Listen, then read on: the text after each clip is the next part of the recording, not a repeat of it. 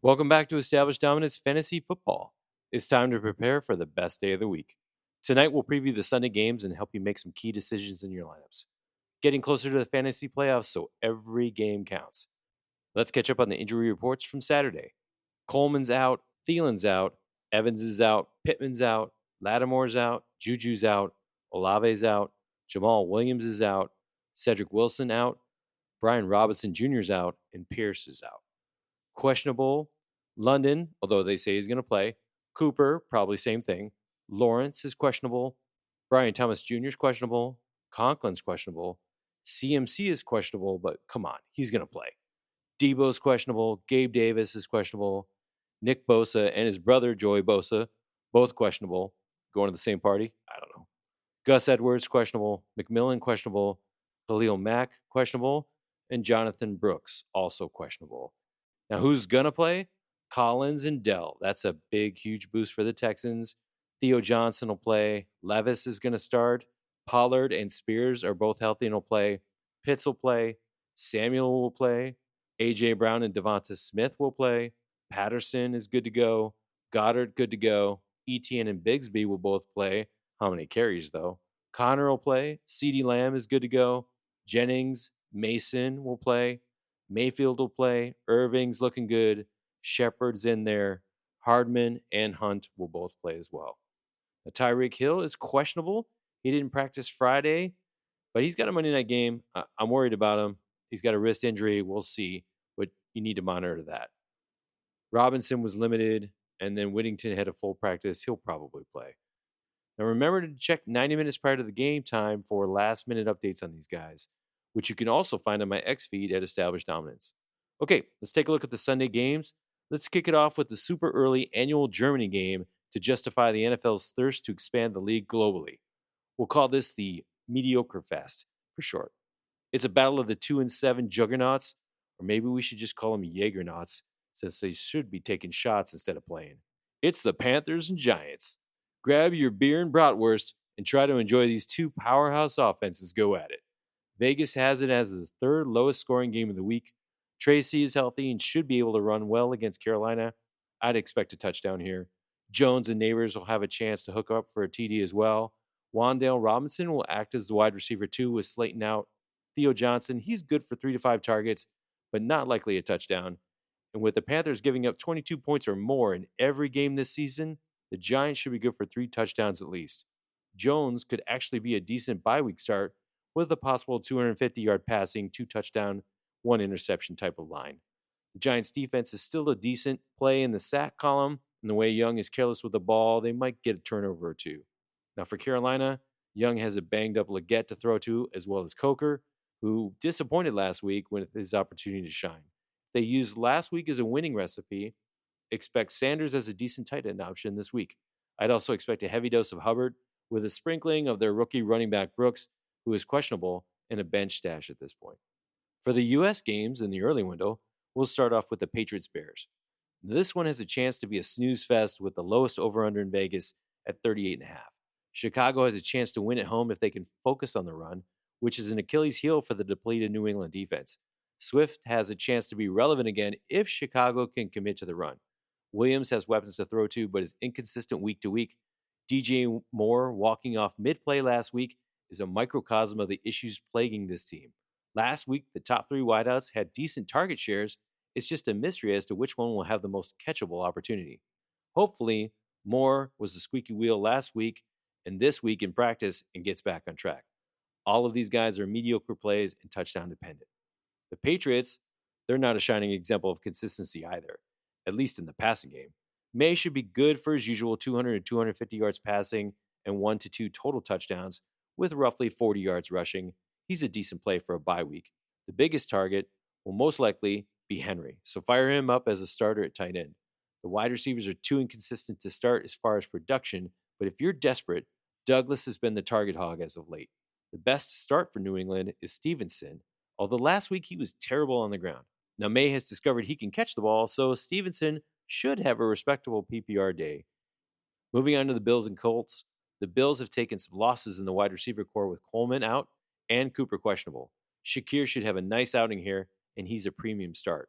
Look for Kincaid to also be a tight end one, viable only if Cooper doesn't play. While Samuel is healthy, he's just not getting the looks. It's best to bench him this week, especially if Cooper plays. The biggest question really for Buffalo is Cook or Davis. Obviously, Cook is the starter, and you'll start him. Plus, he gives you a nice PPR boost on dump offs. But Davis is clearly the better running back. He just doesn't get enough touches to be a consistent starter week to week. His fluke 60-yard touchdown last week isn't repeatable. The Colts are facing their problems as well. Flacco is starting, but he's missing Pittman. Expect Downs to have a large target share and prove he's a high upside wide receiver one this week. Pierce has some viability and could see 4 to 7 targets. For the running game, it's JT all day, and he should have a massive workload and is a good bet for a touchdown. In the Broncos and Chiefs game, this promises to be a low scoring contest where Hopkins will see plenty of Surtain in coverage, which could limit DeAndre's upside, but don't put him on the bench. Start Mahomes' new toy with confidence. With Hopkins covered by an elite corner, I expect Mahomes to focus more on the tight ends and make Kelsey a good bet for a touchdown here. The Broncos were destroyed on the ground last week, so Hunt should also be a good bet for a strong day and a touchdown. The Broncos, on the other hand, have a lot of uncertainty. I think Nix is good for 200 to 250 passing and a touchdown, but to whom? I have no idea. 10 different players were targeted last week, including Nix, but the vast majority of the targets continue to go to Sutton, so fire him up as a starter. On the ground, Williams will probably lead in carries, but they'll probably be behind quick enough and have to abandon the running game eventually. Unfortunately, the running backs aren't commanding more than a couple targets lately, so start Williams cautiously and with low expectations. In the Falcons Saints game, I'm not going to sugarcoat it. The Saints are hurting. Olave is out, Wilson's out, leaving Tipton and MVS catching passes from Carr, who just lost to Carolina for crying out loud. I wouldn't start either wideout, but I would fire up Taysom Hill, who will operate as the tight end 1, RB2, and maybe even the QB2 for the game. Heck, he might even be returning punts out there. Kamara's the best bet this week for a touchdown and a huge target share. Now, the Falcons are fresh off the Dallas slumping and should be able to move the ball well on the ground with Bijan Robinson. Will Algier vulture another touchdown? Who knows? But Bijan's targets more than make up for it if it happens again this week. Algier is a touchdown-dependent, risky start. I know a lot of guys caught touchdowns last week, but Mooney dominated targets with London banged up. Now, London's questionable right now, and if he doesn't play, Mooney will be the benefactor, so start him with confidence either way. Pitts will play, and he might pick up some more targets now that he's healthy, but the rest of the team is too inconsistent to start, except for, of course, Cousins, who should push for 2 to 3 touchdowns and 250 yards passing or more. In the Niners-Bucks game, Debo will probably play, and Jennings is back, so Purdy will have plenty of weapons at the wide receiver position. The real story here is the return of McCaffrey, who is questionable at this moment. I got to hand it to San Fran. They love to play games with his status. He has a high probability of playing, but will it be a timeshare with Mason, who's healthy, while they ease him back in? It doesn't matter. If he's playing, you play him. Would I start Mason? No, not unless the coaches say that there'll be a timeshare or a snap count for CMC. Even with a 50% snap rate, CMC should be a solid bet for a touchdown. The Bucs secondary, however, is so bad that all key skill players for San Fran should be started. Now, Vegas has this game tied for the highest over-under of the weekend, so it sets up as a shootout. The Bucs seem to still have the ability to generate points even with Evans out this week. Otten should be a target hog and another good chance at a touchdown. Shepard's healthy and will play. Hopefully, he has a couple more circus catches left in him from last week. McMillan, even if he plays, is unstartable here due to inconsistency of quality targets. I say that, and he'll probably score now. On the ground, White and Irving are both worthy of starts, but who gets the touchdown is a mystery. Both will get a couple targets each at least. Finally, even though San Francisco isn't an easy out, I still think Mayfield's a decent start this week, but he's going to have to use his legs to be successful. In the Steelers-Commanders game, the over-under in Vegas is 45 for this game, but I think it goes over here. I'd start all skill players for both teams, but not all of them will get touchdowns. McLaurin, Pickens, Harris, and the quarterbacks should have good PPR production. Brian Robinson is out, which is the big story. Now, can Eckler produce enough to be relevant? You have to start him, especially after Tracy's success against Pittsburgh last week, but he's still a touchdown-dependent running back. I like Noah Brown to have a nice game this week, as Daniels continues to pepper him with more targets each week. Mike Williams isn't startable this week until we see what kind of target share he'll get in his new home. In the Vikings-Jaguars game, Darnold continues to embarrass himself, but his team bails him out every time. Will he lose to the Jags? Probably not. Start him along with JJ, Addison, and Jones, and the rest of the company, as it should be a lopsided game. Unless, of course, Darnold starts throwing pick sixes. Now, the Jags are in real trouble. Lawrence is unlikely to play, and Mac Jones will probably start, but we'll probably find out game time. Yikes. Avoid. Brian Thomas is questionable, but he's a must start if he's playing. Every other wide receiver is a backup to the backups.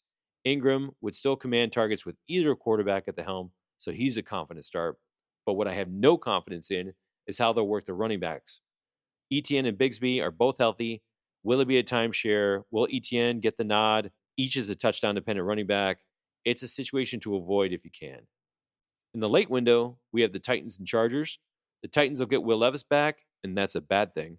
Ridley is a decent start here and should command targets, while Keeney tries to continue his touchdown streak on 1 to 3 targets per game. Pollard's healthy. He'll start, but he'll have a tough time running the ball. Hopefully, he gets some passing down work, but Spears is also playing again. Spears is not someone you start here. He should really be on the bench. Herbert has Johnson again, as well as McConkey. All three are good starts in this game. Disley should also get plenty of looks. Dobbins will also be a good start in this game and probably gets a touchdown. Now, Vegas has this as the second lowest scoring game of the week, so not everyone gets a touchdown here. Johnston, Dobbins, Pollard, and Akine seem the most likely ones to score. In the Eagles-Cowboys game, coaches let it slip that Hurts might be hurt. Maybe he's not. Plenty of shenanigans out there. Start everyone on the team. AJ and Devonta are back. Barkley and his triple sow cow move is sure to score. Goddard is back, but may be relegated to his usual 3 to 5 targets with all the weapons healthy again. On the flip side, CeeDee Lamb and Dowdle are the only startable candidates for the Cowboys. Cooper Rush doesn't profile for a huge game, but maybe he can find Lamb for a touchdown. Ferguson may get a couple extra targets to bail out the young quarterback, but it's going to be ugly. At least the Cowboys have a short drive home after the game. In the Jets-Cardinals game, the big question is, will Rodgers try to lose this game too? A-Rod plus his 2 alpha wideouts are must start here along with Breece Hall just due to his opportunities. Although, who gets the touchdown? That's unknown. Conklin is not a confident start in this game, should be benched unless you don't have another option. Now on the flip side, Murray and Harrison should hopefully hook up for a score, and Connors is a must start with a decent chance at a touchdown. McBride will continue to be a team leader in targets and is a confident start here. The rest of the team, though, they should be on your bench. Last game of the night, Sunday Night Football. This is the one I want to see. Lions and Texans. Texans are looking healthy at wide receiver again. It looks like their prayers are answered. Dell and Collins look like they're going to play. Now, this game profiles as another 25-touch mix in performance, with the odd man now being Schultz now that both wide receivers are healthy. C.J. Stroud will feel pressure, although we're unsure if Zadarius Smith will play for the Lions. Regardless of that, Nico should be good to go. CJ should be good for 250 yards and 2 touchdowns minimum. Now, all the Lions skill players should be started, although I think Jameson Williams is the exception. He hurt the team with his suspension recently and probably needs to get back into the flow. If he plays, I think he gets minimal targets. Start him with caution. Now, Sonic and Knuckles should get a touchdown each and have nice days. Goff and St. Brown should continue to dominate on the road and produce strong numbers. There's your Week 10 preview. Remember to check the status of questionable players Sunday morning, 90 minutes prior to the game, and be ready to flex.